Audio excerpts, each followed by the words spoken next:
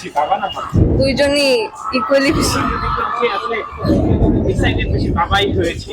আম্মু অনেক এক্সাইটেড, আব্বু রেজাল্ট পাওয়ার আগে কি শুনেছিলেন? টেনশন তো হওয়ারই কথা, রেজাল্ট এত বড় একটা রেজাল্ট, কিন্তু আলহামদুলিল্লাহ পাওয়ার পরে এখন আর লাগছে না।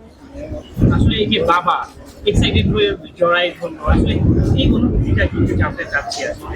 অনুভূতি আসলে আমার মা বাবা আমাকে পড়াশোনা এবং পরীক্ষার প্রত্যেকটা স্টেপে এমন সাপোর্ট করেছে যে আমি এক্সপেক্টই করছিলাম যে রেজাল্টের সময় এরকমই রিয়াকশন হবে। আম্মা আব্বু সবসময় সাপোর্ট করেছে। পরীক্ষার আগে সবচেয়ে বেশি মানে সাপোর্ট কে করেছে, বাবা না মা? দুইজনই সাপোর্ট করেছে, কারো কোনো কম কোনো বেশি ছিল না, দুইজনই ইকুয়ালি স্যাক্রিফাইস এবং সাপোর্ট করেছে। অনেক ফ্যামিলিতে আছে বাবা মা চাপ দিয়ে পড়াশোনা করায়, তাদেরই রেজাল্ট খারাপ হয়। আপনি এটা নিয়ে আসলে কি বলবেন? চাপ দিয়ে পড়াশোনা চাপ দিয়ে পড়াশোনা করলে এখন চাপ মানে প্রেশার যদি দেই তাহলে নিজেরও পড়াশোনাটা খারাপ হবে, প্লাস উপর একটা এক্সপেকটেশনও থাকে, কিন্তু ওটা আসলে করা উচিত না আমার মনে হয়।